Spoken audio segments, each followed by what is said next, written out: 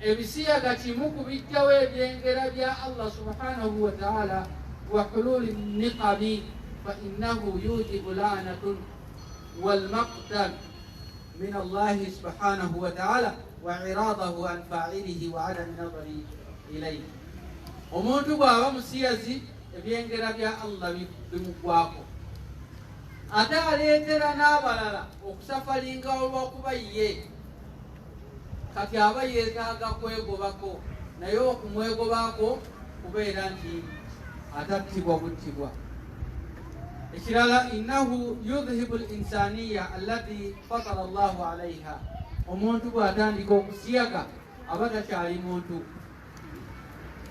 Omuntu bw'atandika okusiyaga obuntu bumuvaamu, oba afuuka kinyonyi, oba afuuka kisolo, oba afuuka kiwuka, aba takyali muntu. Ekyokuna, innahu yusabbibu naqdil amradi alfattak.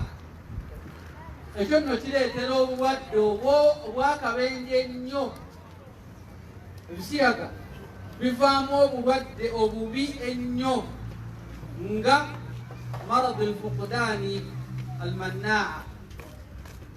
Omuntu afuna sirimu nga busiyazi, wa sartan n'afuna ne kansa busiyaga. Abaana bangi babadde ku masomero, naye olw'okuba tebalina aboolyawo ndabirira ndera nnungi, kubanga omwana bw'aba yalereddwa buli kimukolwako ateekwa okukyogera, naye buli lwasirika aba atya okutinkuula, ajja kgenda ayogera ane taata we byakola. Tasobola kuva kusomera gandi omwana oli yabadde ansiyaga nga eka akulaba oli musiyazi. Ndi ku ssomero tunywa enjaga nga newaka munywa enjaga, akiraba kya bulijjo.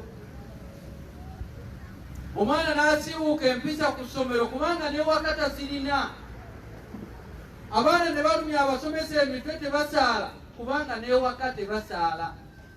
Kati obisiyaga bino bwe tulera abaana baffe obulungi ne gye bali ku masomero bajja tukubira amasimu, owaayo omwana abadde andi bubi era bw'anaakigamba ojja kera ku geeti, mwana yankubidde mwana munnamuli bubi, kyazze kitya?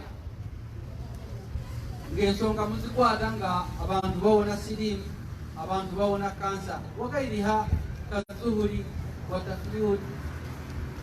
Abantu bagenda kulwala typhoid, abantu bagenda kulwala endwadde ez'enjawulo, naye nga zonna mbi nga ziva mu bisiyaga. Naweekityo ebisiyaga, innahu yufsidu lhali fai, embeera y'omuntu eyonooneka efa. N'oyo gwe bakozeeko aba takyewulira nti muntu. Buli budde aba ababuukirira, buli budde aba mulwadde naye nga tayogera kiki. Owaaye tugendeko mu ddwaliro ng'ate okugenda mu ddwaliro banaamubikula batya paka lwavaamu nagati waayo kyali bwekiti ne bwekiti.